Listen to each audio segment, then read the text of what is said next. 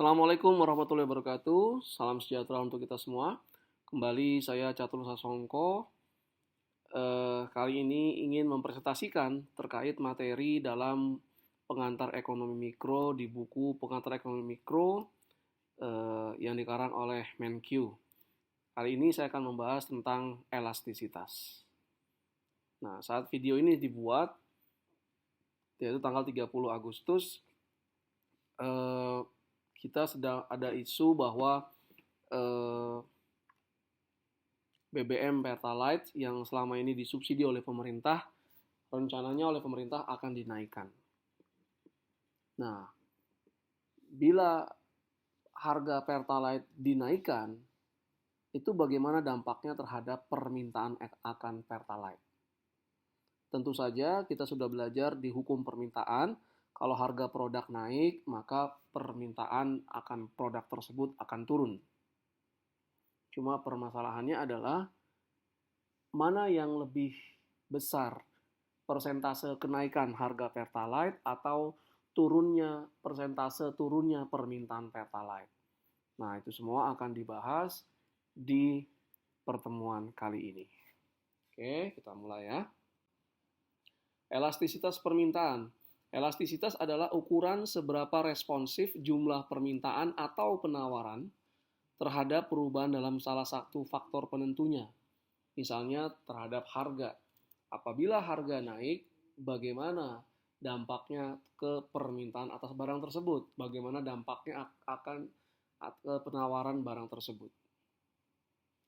Nah, elastisitas permintaan terhadap harga, seberapa besar permintaan sebuah barang berubah saat merespon adanya perubahan dalam harga barang tersebut.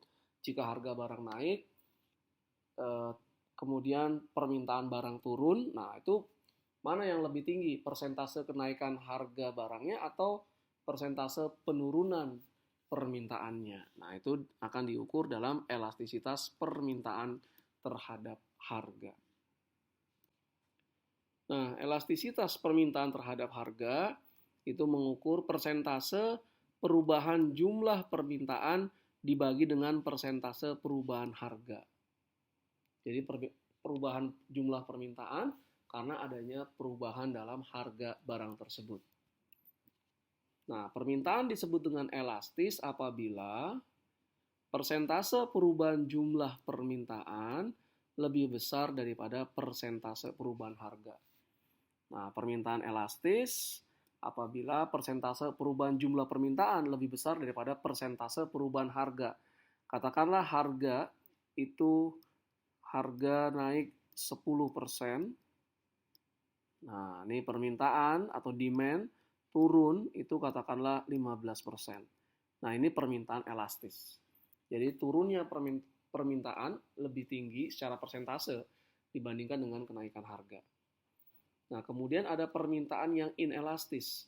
Permintaan yang inelastis itu adalah persentase perubahan jumlah permintaan itu lebih kecil daripada persentase perubahan harga. Jadi katakanlah itu price naik 10%, nah ini demand-nya turun 6%. Nah, jadi permintaannya turun, persentasenya lebih kecil daripada kenaikan persentase harga. Nah, ini inelastis. Oke. Nah, kemudian faktor-faktor yang menentukan elastisitas permintaan terhadap harga. Pertama adalah ketersediaan produk substitusi. Produk yang punya banyak produk substitusi memiliki permintaan yang elastis. Jadi ketika harga barang dinaikkan, maka kemudian customer-nya, konsumennya akan beralih ke barang substitusi lain, menyebabkan persentase perubahan permintaannya lebih besar daripada kenaikan harga. Jadi semakin banyak produk substitusi, semakin elastis. Berarti semakin tidak ada produk substitusi, semakin inelastis. Kemudian kebutuhan atau keinginan. Kebutuhan memiliki permintaan yang elastis. Katakanlah harga beras itu naik 10%. Nah, mungkin permintaan berasnya mengalami penurunan. Tapi mungkin permintaan beras cuma turun 2%. Kenapa? Karena beras adalah makanan pokok. Orang akan tetap mengkonsumsi beras meskipun harganya dinaikkan, tapi mungkin jumlahnya dikurangi. Tidak serta-merta ketika harga beras naik 10%, kemudian konsumsi turun 20%. Nah, berarti banyak yang nggak makan ya, kelaparan. Tapi kalau keinginan, dia memiliki permintaan yang elastis. Kalau harga itu naik 10%, mungkin permintaannya akan turun sekitar 14%. Nah, ini kalau wants ya. Jadi wants itu sesuatu yang bisa ditunda gitu ya.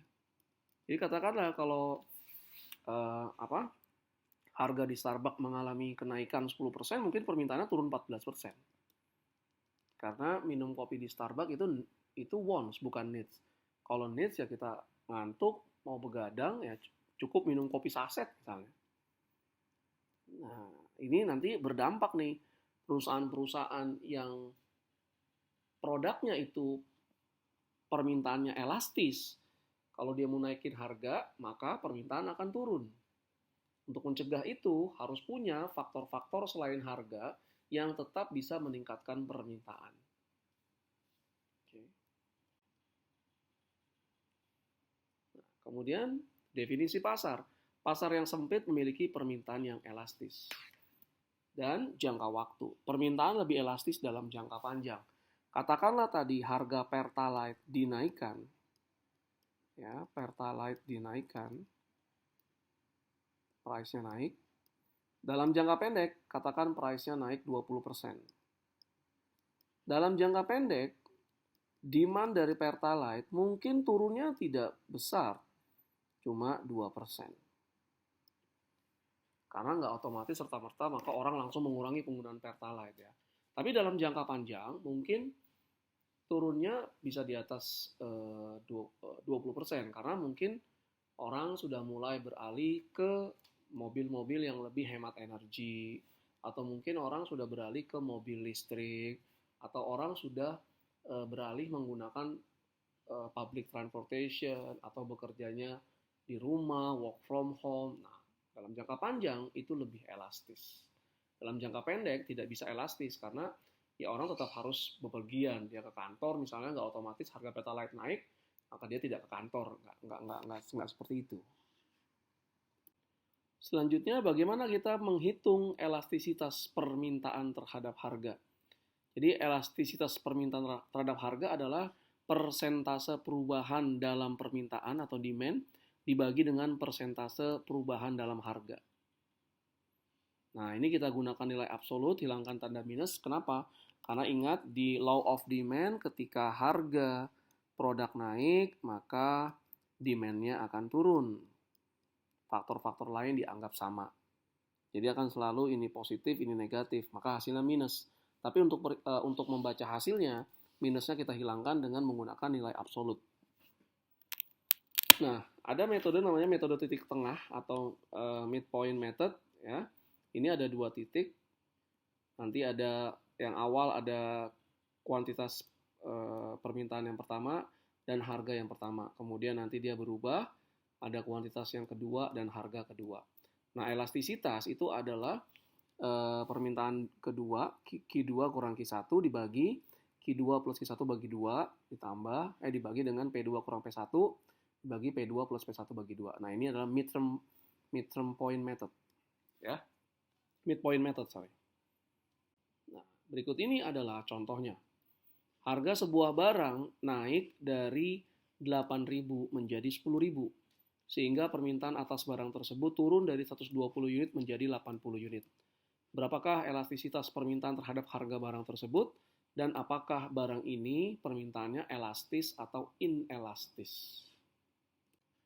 Jadi, diketahui harga P1-nya 8.000 naik menjadi P2-nya jadi 10.000. Q1-nya 120.000 kemudian mengalami penurunan menjadi 80. Oke. Maka berapakah elastisitasnya dengan menggunakan titik tengah tadi? Nah, ini formulanya. Maka elastisitas Q2-nya ini 120, kemudian Q1-nya 80 dibagi 120 plus 80 bagi 2. Ya, kemudian harganya P2-nya 10.000, P1 8.000 dibagi 10.000 plus 8.000 bagi 2. Maka elastisitasnya kita menggunakan nilai absolut, kita hilangkan minusnya 1,8. 1,8. Nah, ini elastis atau inelastis? Nah, oke. Nah, ini adalah jawabannya. Berbagai kurva permintaan. Permintaan elastis jika elastisitas permintaan di atas 1. Nah, di soal sebelumnya, elastisitasnya adalah 1,8. Berarti ini di atas 1, permintaannya elastis. Kalau permintaan inelastis, itu adalah elastisitas permintaannya itu di bawah 1. Sedangkan permintaan elastis unit kalau elastisitas sama dengan 1. Nah, di slide-slide berikutnya saya akan jelaskan secara grafik apa itu permintaan elastis, bentuk kurva permintaannya seperti apa, inelastis, dan juga elastis unit. Berikut ini adalah gambar satu-satu yang memperlihatkan elastisitas di atas 1 yang berarti permintaan elastis. Oke, nah ini kurva permintaan. Nah, 2750 ini adalah P1. Oke, maka jumlah permintaannya adalah 210. Nah, ini adalah Q1. Harga kemudian naik menjadi 3.000, ini P2. Nah, ini harga naiknya 8,7%. Nah, ini didapat dari pakai poinnya tadi ya. 3.000 dikurang 2750 dibagi 3.000 plus 2750 bagi 2. Nah, ini dapat harganya naik 8,7%. Nah, ketika harga 3.000, maka kuantitas permintaan turun menjadi 150. Nah, ini berarti permintaan turun 8,57. Nah, ini menggunakan midterm point lagi. Berarti 150 dikurangi 200 dibagi 150 plus 200 bagi 2. Nah, ya pakai midterm point ya. Maka dia turun 28,57. Maka elastisitasnya adalah 28,57 dibagi 8,7 ya, absolut ya. Jadi nggak ada minus. Maka elastisitasnya 3,29. Karena dia di atas 1, maka permintaan atas produk ini elastis. Kenaikan turunnya permintaan secara persentase lebih besar daripada kenaikan harga dalam persentase. Nah, bagaimana kalau elastisitas? Nah, kemudian kita lihat ke total pendapatan. Total pendapatan adalah jumlah yang diterima oleh para penjual dari yang dibayarkan oleh para pembeli. Ya, jumlah yang diterima pihak penjual dari yang dibayarkan oleh para pembeli. Nah, total pendapatan itu adalah price atau harga kali dengan kuantitas, quantity. Jadi price kali quantity. Jadi jika harga mengalami kenaikan, nah jika permintaan inelastis, total pendapatan akan naik. Jika permintaan elastis, total pendapatan akan turun. Nah, kenapa seperti ini? Katakanlah dia permintaannya inelastis. Inelastis. Harga naik 10%, kuantitas turun 2%. Karena persentase kenaikan harga lebih besar daripada persentase turunnya permintaan, maka kenaikan harga justru meningkatkan total pendapatan. Tapi kalau dia elastis, katakan sama harga naik 10%, kuantitasnya turunnya 14%. Turunnya kuantitas permintaan lebih besar daripada kenaikan persentase harga. Maka kalau barangnya elastis, kenaikan harga itu mengurangi total pendapatan. Nah, jadi ketika nanti manajemen ingin meningkatkan harga, dia harus lihat dulu, ini barangnya dia elastis apa inelastis. Dari mana taunya? Tadi, kalau barangnya merupakan barang keinginan, kemudian banyak produk substitusinya, maka itu barangnya elastis. Jadi kalau mau naikin harga, itu bisa mengurangi kuantitas yang diminta lebih besar. Nah, untuk itu jika ada kenaikan harga harus juga diimbangi dengan faktor-faktor selain harga, misalnya lebih berkualitas, kekinian, cara penjualannya pun lebih masif, promosinya dan segala macam. Jadi harus ada faktor lain yang bisa mengimbangi turunnya permintaan karena kenaikan harga, turunnya permintaan yang lebih besar daripada kenaikan harga secara persentase yang akan terjadi pada barang-barang yang elastis. Kalau barangnya inelastis, katakanlah listrik lah, PLN, inelastis, nggak ada substitusi, barang kebutuhan, harganya, tarifnya dinaikin 15%, mungkin malah kuantitasnya nggak berkurang dalam jangka pendek ya.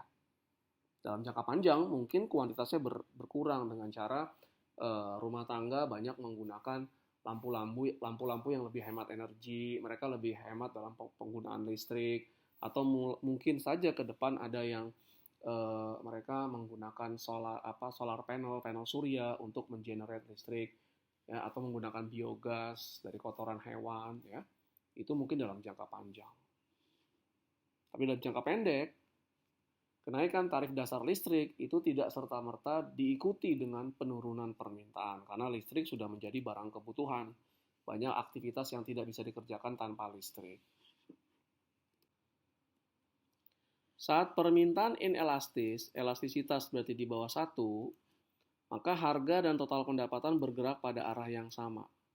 Harga naik, maka total pendapatan akan naik. Nah, ini tadi ya, harga naik 10% misalnya, permintaan kuantitasnya turun 2%. Maka harga naik, akhirnya total revenue itu adalah price kali quantity. Price kali quantity. Price-nya naik 10%, kuantitas turun 2%.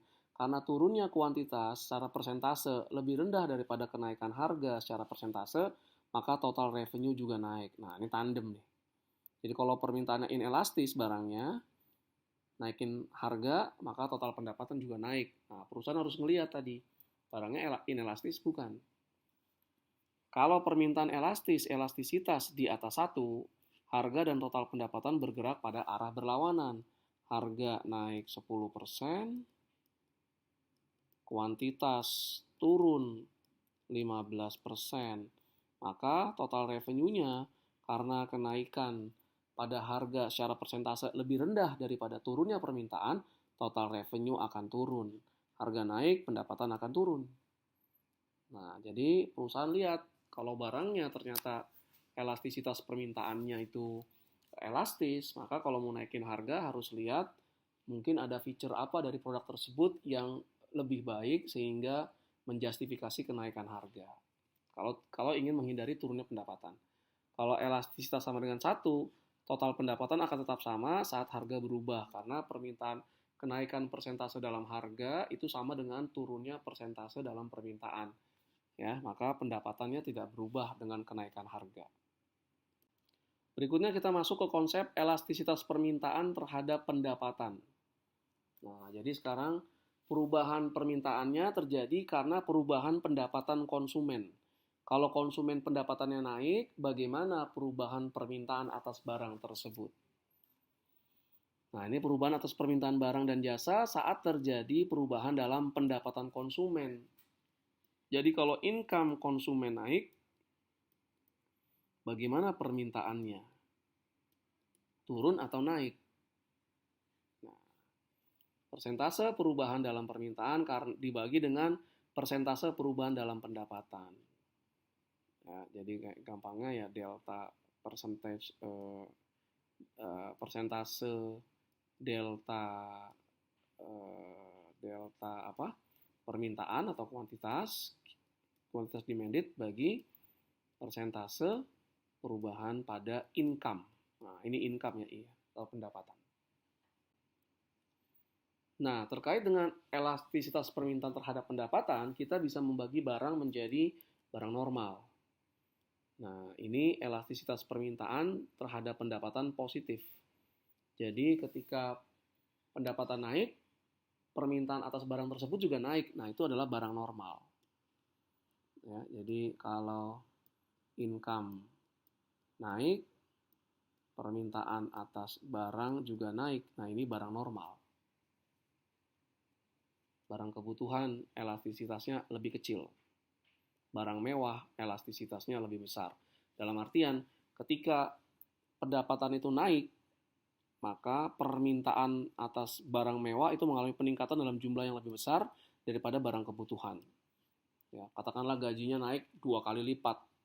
Orang tetap beli beras kan, tapi nggak berarti ketika gaji naik 2 kali lipat, makan nasinya juga 2 kali lipat. Nggak seperti itu kan. Mungkin ada kenaikan dalam konsumsi nasinya, tapi tidak otomatis 2 kali. Ya. Tapi kalau barang mewah mungkin ketika pendapatan naik 2 kali, barang mewah permintaannya akan lebih besar karena orang cenderung membeli barang yang mewah. Nah, ada barang inferior. Barang inferior ini berarti elastisitasnya negatif. Jadi ketika income mengalami peningkatan, maka pendapatan kuantitas yang diminta itu justru mengalami penurunan. Nah, ini contoh barang kebutuhan, ini contoh barang mewah, iPhone. Nah, ini contoh adalah barang inferior, elastisitas negatif, mie instan misalnya.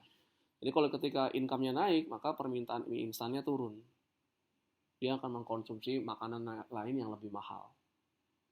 Nah, ya.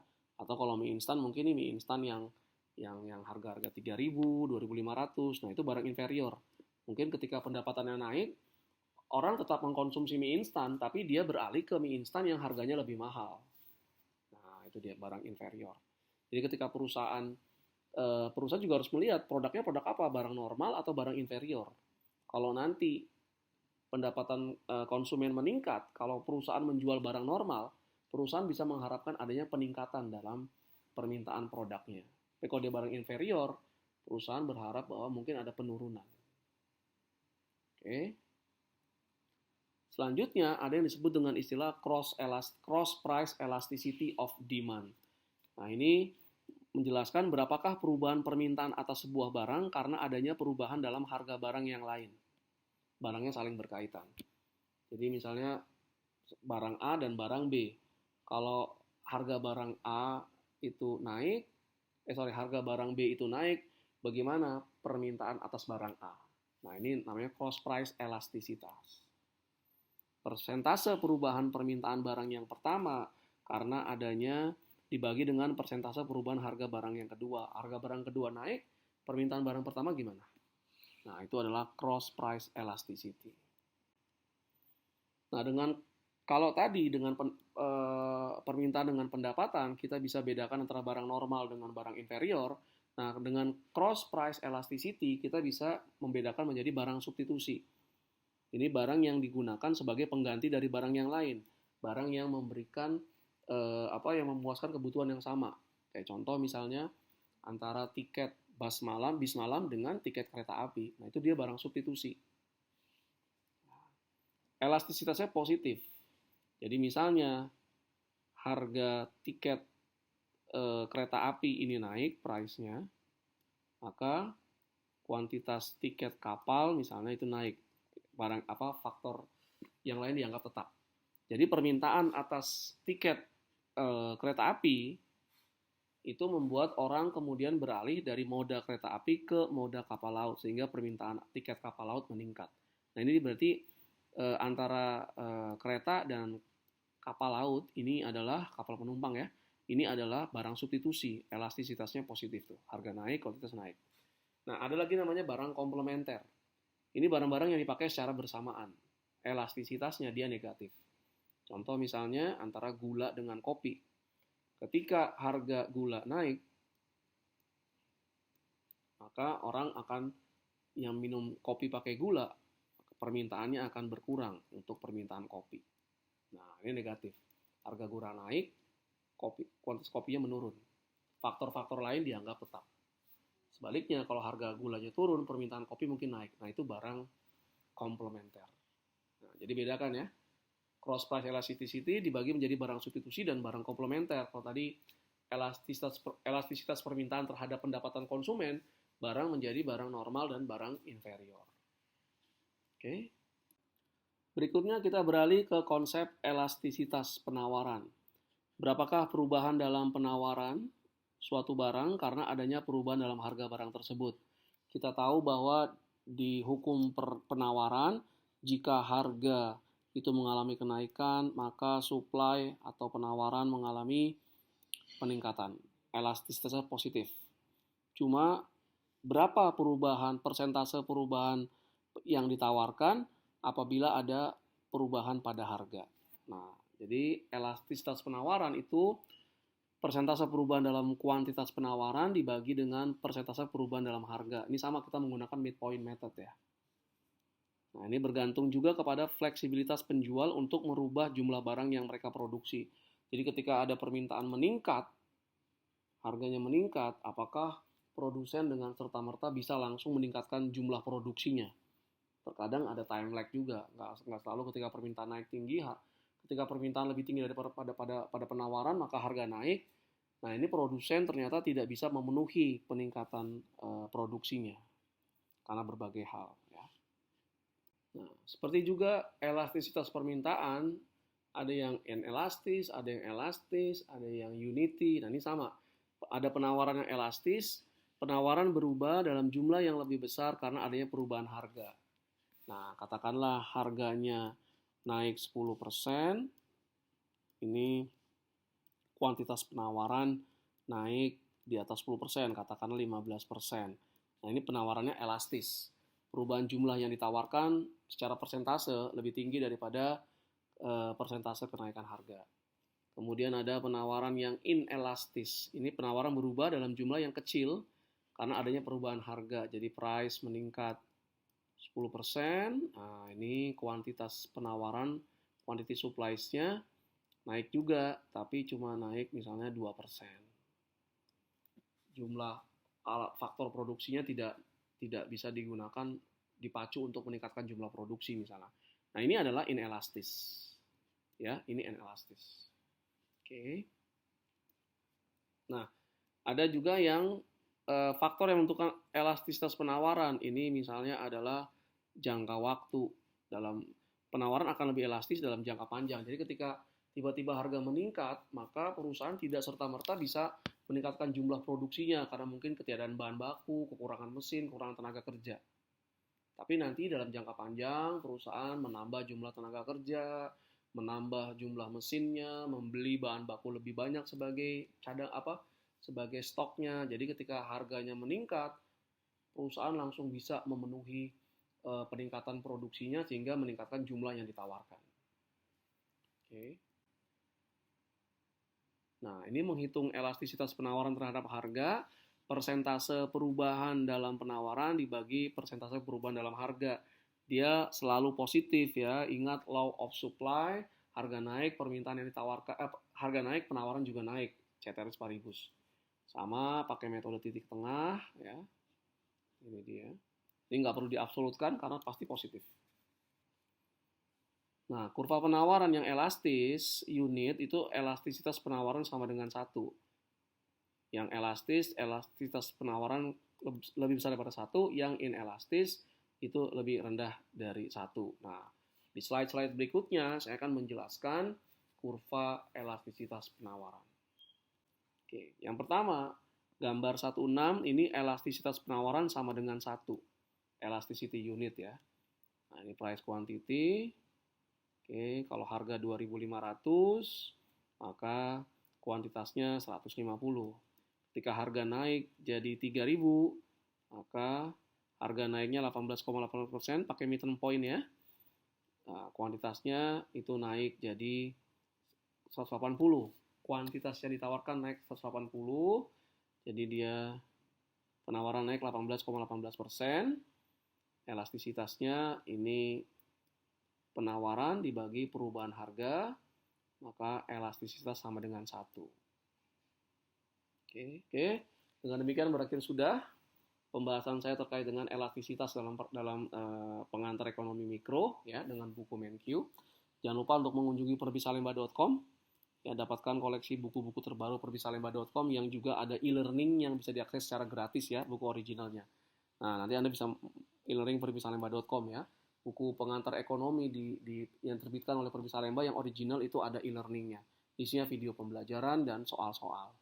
Oke, dan soal pembahasan komprehensif juga ada training perbisalemba.com, dan jika Anda ingin membeli buku Perbisalemba yang original secara daring, silakan kunjungi lexikabookstore.com. Terima kasih atas segala perhatiannya. Mohon maaf jika ada berbagai kekurangan. Assalamualaikum warahmatullahi wabarakatuh. Salam sejahtera untuk kita semua. Terima kasih.